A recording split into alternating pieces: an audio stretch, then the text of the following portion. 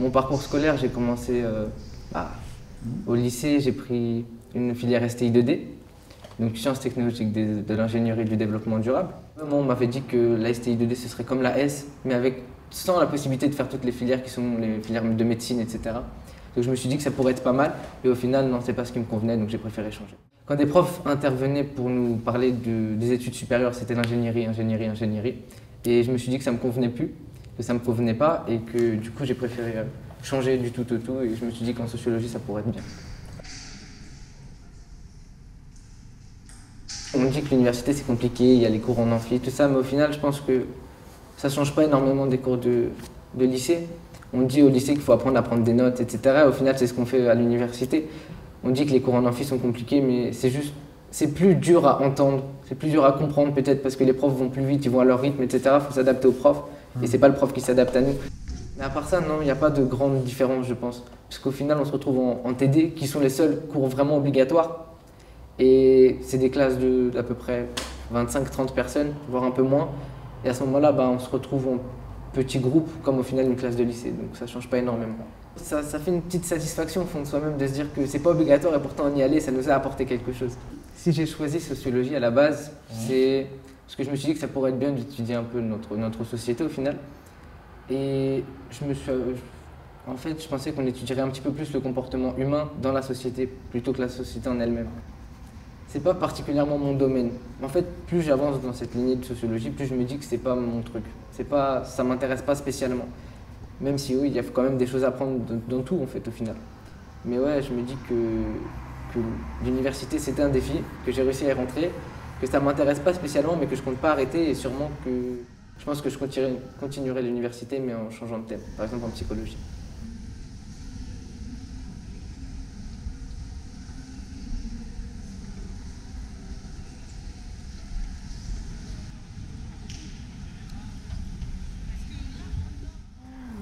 Disons qu'Evry, je la vois absolument pas dans son entièreté, parce que moi je passe mon temps soit au travail, soit ici, soit chez moi. Mais ouais, Evry c'est un peu, je pense que c'est un peu comme chez moi finalement.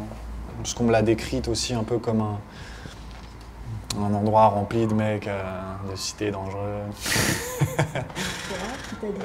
Enfin, on m'a dit qu'il y a des coins comme ça ici, mais quand on marche juste ici, quand on va au parc, ou qu'on traîne finalement dans le centre-ville, enfin, c'est pas l'atmosphère qu'on ressent, c'est pas les gens qu'on voit. Parce que finalement, Evry aussi, c'était un test pour voir si... parce que j'avais envie de faire une école chaque année dans une grande ville différente, essayer de voir un peu... Enfin, de voyager un peu. J'ai toujours eu cette envie-là, parce que j'ai toujours été bloqué à Argenteuil. Et finalement, en partant, je vis pas mal ça, je vis pas non plus bien ça. J'ai toujours été un peu seul dans ma tête. Du coup, enfin, je me débrouille très bien seul, c'est ce que je veux dire. Finalement, en fait, le lycée, par exemple, ça a été une expérience assez déroutante, dans le sens où c'est un peu le moment de notre vie où on commence à prendre un peu plus conscience des choses, qu'il existe un monde au-delà des murs qu'on se fabrique. Et ce qui est intéressant, c'est que justement, au lycée, on avait ce regard différent sur nous-mêmes qu'on portait au quotidien à travers les professeurs, mais surtout à travers certains intervenants qui venaient, qui n'étaient pas forcément issus de chez nous, et qui venaient avec cette espèce de jugement en plus. Non, c'était un ingénieur, un professionnel, qui avait fait ses études à Polytechnique, si je me rappelle bien, ou à Centrale. Bon, en fait, il venait nous donner courage, entre guillemets, à nous donner envie de plonger dans les études, à vouloir essayer de décrocher des sommets, etc. C'était un discours un peu pompeux, entre guillemets. Et l'entendre dire tous les constats qui le faisait, enfin qui donnait, et surtout de la manière dont il le disait, c'était très... Par exemple, partons du principe que STI 2D, c'est pas la meilleure filière. Ça, c'est sûr et certain, c'est une filière technologique. Et même quand vous êtes en seconde générale, on pouvait bien comprendre qu'il y a une différence entre les deux. Même si les professeurs en filière technologique, ils essayent de diminuer un peu cet effet-là. Mais bon, on se rend vite compte qu'il y en a quelques-uns qui vous abordent comme si vous étiez un mouton ou une vache, incapable de comprendre le français. Mais le dérangeant dans tout ça, c'était pas qu'ils venaient observer ou... avec cette idée de comprendre cette différence, mais qui venait avec l'idée que la sienne, que sa différence était plus importante ou meilleure que la nôtre, que sa réalité était la réalité.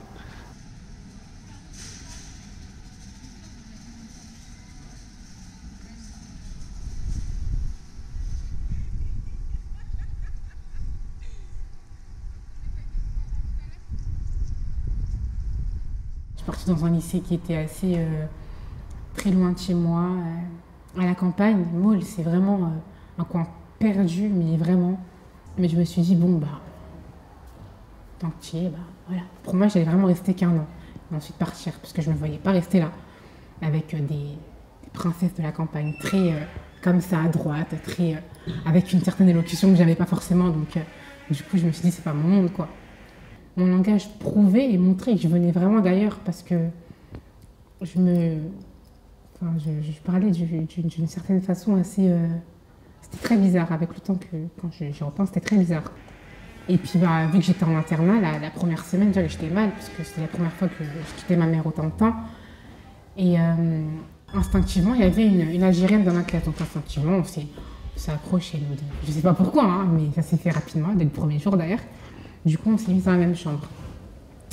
Et le 3e soir, si je dis pas n'importe quoi, sur notre porte, ils ont écrit plein de choses, soit noir, soit l'arabe, rentrez chez vous, vous n'êtes pas chez vous ici, enfin plein de trucs comme ça. En sachant que moi, je sortais de Grigny et elle de Nanterre, on a pété un plomb.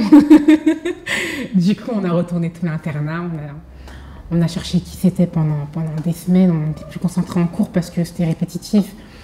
Et puis, les gens ne nous aidaient pas forcément, bien au contraire, hein. Ensuite, la 2e année était un peu plus cool, parce que j'avais pris mes marques, et puis bah voilà. Et puis, même ma façon de parler, grâce à mes stages, etc., vu que tu es aussi dans des coins assez reculés, poussés, etc., bah, je commençais un petit peu à changer ma façon d'être, etc., ma façon de penser. J'avais des copines qui fumaient, j'avais une copine lesbienne, etc. Enfin, pour moi, c'était quelque chose de fou, quoi. Donc, du coup, voilà. Même chez moi aussi, je m'en souviens quand je rentrais à Grigny. On me disait arrête de parler comme une Française. Enfin, c'était drôle, quoi. Parce qu'après, je voyais le changement, mais j'étais contente, moi. Parce qu'à mes entretiens, j'arrivais à... Comment dire? À faire la part des choses. Quand j'étais dans mon quartier, j'avais une certaine façon de parler. Et devant un employeur, je savais comment parler, comment m'exprimer. Et donc, voilà. Et ensuite, bah, ça s'est bien passé. Enfin, j'étais là sans être là. J'allais le lundi, je rentrais le vendredi. Je prenais mes cours, et puis voilà. En fin de compte, j'ai eu mon bac et voilà, j'ai quitté l'école. J'ai plus trop de contact avec les filles de ma classe. On se parle de temps en temps, mais c'est rare. Et puis voilà quoi. Mais ça m'a bien ouvert. Enfin, j'aime beaucoup ma ville, hein, j'aime beaucoup mon quartier, mais je sais pas, savoir s'adapter, avoir une... Enfin, comment dire? Parce que je veux pas que ça paraisse dénigrant. C'est pas mon but. Mais... Je sais que moi, par exemple, avant que je parte dans mon lycée, dans le 78, j'étais tout le temps à Grigny. Et pour moi, c'était normal de vivre comme ça, de vivre... c'était assez sectaire. Et du coup, bah, en partant, ça m'a fait un choc. Et vu que personne, enfin, il n'y a pas grand monde de mon quartier qui sortent bah, de là, bah, en fait, pour eux, c'est normal. Du coup, ils ont un comportement, on se comprend entre nous. Mais je sais que quand on sort sur Paris et que je peux parler avec ma copine, quelquefois on fait exprès justement de parler en mode grinois pour que les personnes ne comprennent pas. On sait qu'on est vu assez bizarrement. Quand on sort, on sent, je pense, que ça se voit qu'on vient d'un quartier. Si déjà on part du principe que STI c'est pas fou, on part aussi du principe qu'on est en ZEP, donc c'est pas bien vu. Ça veut dire que quelqu'un qui arrive avec son dossier à marquer ZEP, STI 2D, et qui arrive pour faire une prépa, par exemple, pour les écoles comme Centrale ou Polytechnique, tout de suite, ça va devenir compliqué. Autant qu'il se montre assez gentil s'il y a un entretien, quoi. Mais justement, j'ai un ami qui, lui, a eu son entretien, pas dans une école prestigieuse, mais dans une bonne école quand même, pour faire la prépa. Après, je sais pas, j'avoue que je ne vais pas demander quelle école d'ingénieur il a intégré maintenant. Et ça s'est bien passé. En vrai, il n'a pas eu tant de difficultés que ça. Enfin voilà, c'était pas non plus... disons que c'était totalement différent à ce qu'il s'attendait. Il s'attendait à une claque, à un revers de la vie, qui allait lui dire « Ouais, tu viens de Jaurès, t'as fait STI, c'est fini, tu peux pas monter. » C'était un peu cette sensation qu'on nous avait donnée. Alors que pas du tout. Et moi, c'est pour ça que je trouvais ça marrant, parce que j'avais pas cette idée-là, moi, de base, et j'étais convaincu du contraire. Du coup, j'ai toujours regardé ça avec un peu de distance. Disons que moi, je suis d'avis de dire que les barrières, on se les met toujours tout seul. Et c'est un peu un avis que je retrouve dans la sociologie, parce que rien n'est naturel, tout est créé finalement, tout est factice. Et Et justement, ouais, c'est des barrières qu'on se crée nous-mêmes, mais aussi qui sont alimentées par les autres. Quand on nous attaque, on a bien besoin de barrières pour se défendre. Dans une même société ou même dans une même famille, on n'a pas forcément les... Ça passe par la perception surtout. On n'a pas les mêmes réalités. Même si la société comporte un certain nombre de règles et d'acquis préétablis, chacun de nous qui faisons partie de ça, on a quelque chose à revendiquer, des codes ou des choses qui seront plus ou moins admis selon d'où on vient.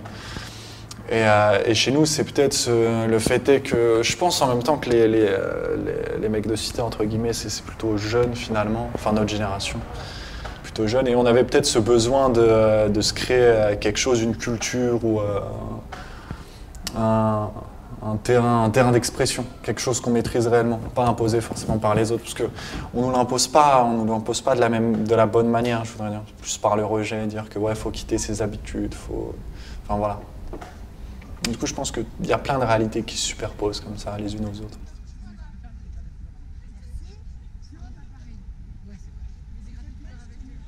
Maintenant, on va filmer ta grosse tête.